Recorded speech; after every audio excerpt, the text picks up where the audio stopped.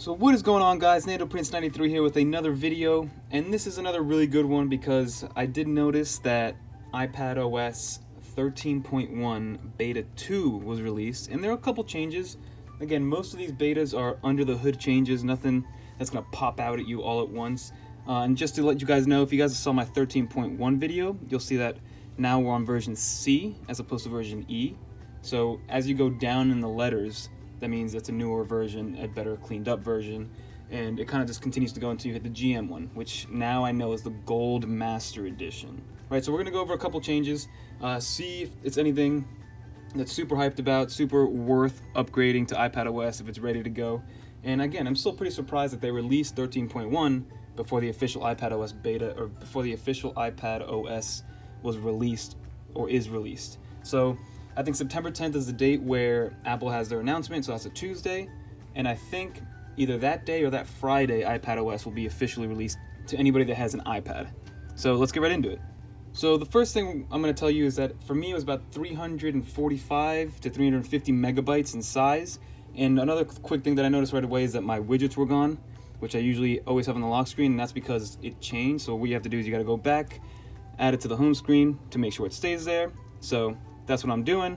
So now it's there for good unless I move it again.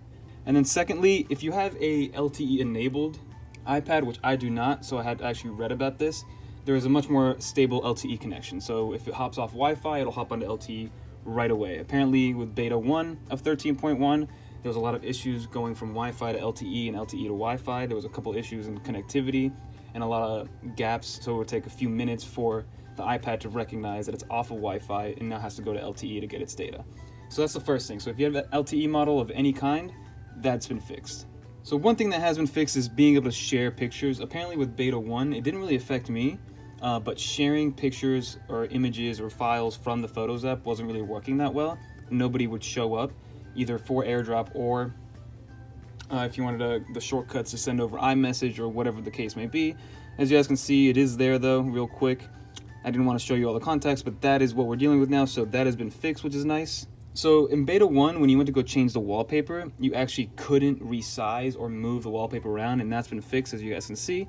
You can fix it, you can resize it, you can bring it all the way in if you really want to. So that's a nice little touch. Finally fixed that, got rid of that issue. Another thing which for me has been super annoying is the confusion between like long pressing, 3D touching, haptic touching, and then moving the icons around. So now it's a lot more stable. So if you do want to move stuff around, you just kind of hold it down, and it's a lot more stable, as you guys can see. There's not a lot of issues, and it goes right into folders, right? So that's a really good plus. And also, if you guys have noticed, the actual folders are a little bit darker, which I like, especially with my symbol background, so you can see exactly what's in the folders. You can kind of see the reflection and the transparency.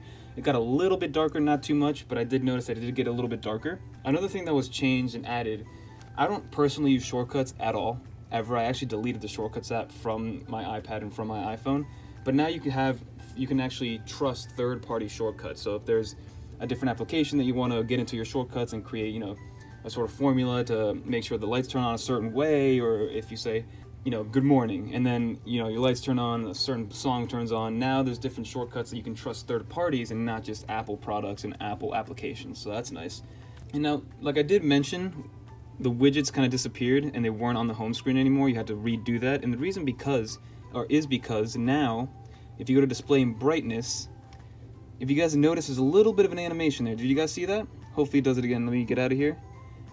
If you scroll down, a little animation there, boom, it moves, right? Now the today view is actually in this, as opposed to, or in this section of the settings, as opposed to in the widget setting where you toggle it on and off.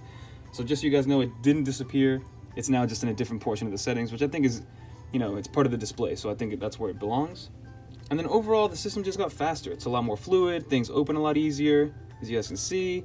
A lot of the Apple apps work a lot better, and of course Apple's going to revitalize and make sure that their apps are working over anybody else's apps. So I do hope that once iPadOS is officially released, which is very, very soon, a lot of apps will update very, very quickly.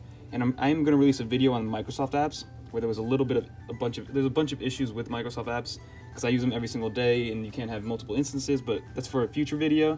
And then again, lastly, it goes back to the whole 3D touch, haptic touch. Everything's just gotten smoother. Everything's gotten a lot better. So if you hold down, everything is smoother. You can kind of see that. A lot of the settings it just doesn't get confused as much, which I like, in terms of the haptic touch versus 3D touch versus like the long press to move the icons around.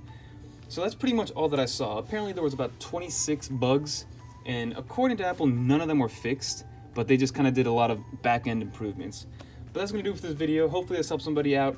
If you aren't on iPad beta at this point, just hold off, because iPadOS is going to be released literally in a week, maybe a little bit longer, maybe 8 days.